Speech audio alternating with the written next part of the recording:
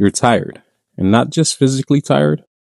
You're the kind of tired that a good night's sleep doesn't touch. The kind that's still there when you wake up.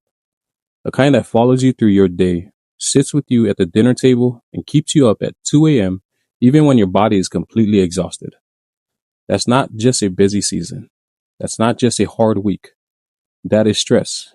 And when it's left unchecked and handled the wrong way, it becomes one of the most dangerous things in your life. Now, before we go any further, stress itself is not the enemy. God actually wired your body to handle it.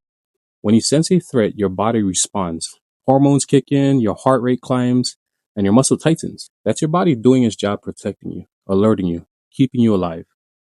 The problem is not the response, though. The problem is when the response never stops.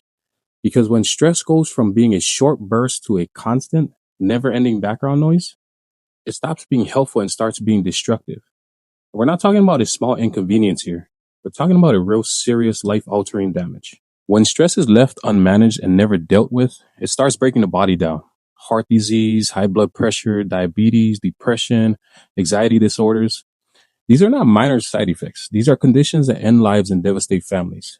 And this is not something that only affects a certain type of people or a certain type of person.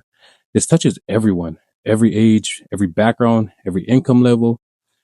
And a lot of people are handling it in ways that are quietly making everything worse. Here's what it looks like in real life. When the pressure builds and never lets up, burnout sets in.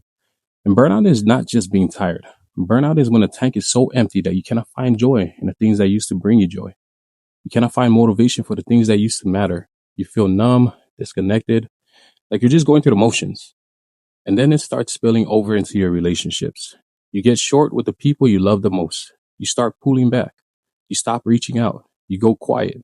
Not because you stop caring, but because you genuinely have nothing left to give. And this is where the real danger begins. Because when people hit that wall, when they're overwhelmed and exhausted and empty, they reach for relief.